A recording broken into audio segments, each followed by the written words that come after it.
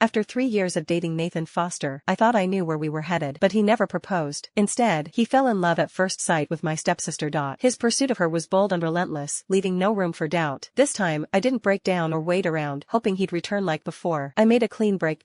I threw away every gift he had given me, shredded the wedding dress I once secretly bought, and on his birthday, I left Riverdale behind. Just as I was about to board my flight, Nathan messaged me. "Where are you? Everyone's waiting for you." I smiled, didn't bother replying, and blocked him on every channel. He had no idea that, 2 weeks earlier, I had accepted the proposal of my college senior, Eustace Cooper.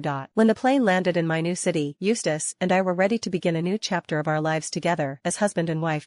Chapter 1. After 3 years of dating Nathan Foster, I thought I knew where we were headed, but he never proposed. Instead, he fell in love at first sight with my stepsister.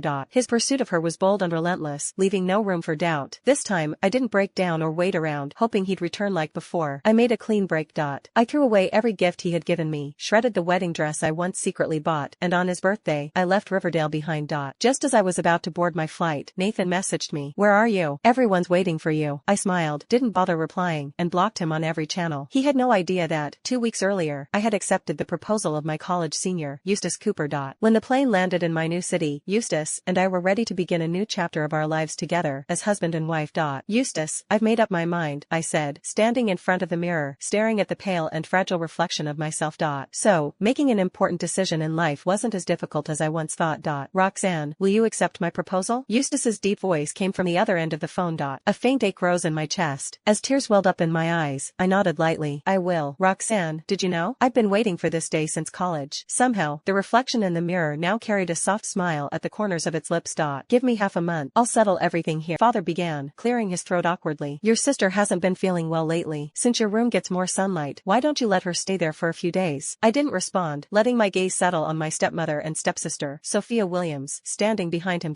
My stepmother quickly chimed in. "Oh, Charles, there's no need to trouble Roxanne over this." Sophia looked pitiful as she added, "It's fine, Dad. I don't mind at all. I don't want to upset my sister because of me." "What's the trouble? You're my daughter too," my father said, then turned to me with a stern expression. "Roxanne, you're her older sister. You should be more understanding." I stared blankly at my father. I thought I'd feel heartbroken, that I'd cry over how my own father seemed to care more for a stepdaughter who wasn't even his own flesh and blood than for me. But not a single tear fell. Instead, I smiled and nodded at them. "Sure, I'll switch rooms with her. In just half a month, I would be leaving this place forever. So, it didn't matter anymore which room I stayed in. Chapter 2. My father looked pleased with how understanding I was, while my stepmother wore a satisfied smile. After they left, Sophia stayed behind. "Roxanne, let me help you pack," she said sweetly, standing in front of me with an obedient demeanor. Yet, as her gaze swept around the room, a hint of undisguised triumph flickered in her eyes. "I didn't think Dad would actually agree to us switching rooms," she added. "Roxanne, are you mad at me?" She paused for effect, then continued with a sly smile. "After all, I just took Nathan, and now I've taken the room you've lived in for 10 years. I didn't respond. Turning away, I went to grab my suitcase. Suddenly, Sophia let out a dramatic ouch, and collapsed onto the floor, clutching her arm. "Roxanne," she whimpered. Her arm had struck the corner of the desk, leaving a dark bruise spreading across her pale skin. "Roxanne, what are you doing?" Nathan Foster had appeared at some point, now standing at the doorway. He stepped inside with a stern expression, just in time to see Sophia on the floor. He rushed over with a frown and carefully scooped her into his arms. "I'm fine, Nathan," Sophia said tearfully, forcing a fragile smile even as her tears kept falling. "Roxanne didn't mean to do it. You're already bruised, and you still say it doesn't hurt," Nathan said, his gaze fixed on the dark mark marring her arm. His eyes were filled with worry. But when Nathan turned to look at me, his gaze turned icy cold, like frost sweeping through the room. "Roxanne Evans, if you got an issue, take it out on me," he snapped, his voice sharp and cold. "Leave Sophia alone. She's been through enough already. Unlike you," he continued, his words dripping with disdain, born into wealth and privilege, never knowing a day of hardship. I thought my emotions wouldn't be swayed by him anymore. I thought I'd never shed another tear for Nathan. But in the end, I was just an ordinary girl. I wasn't made of steel, and my heart wasn't unbreakable.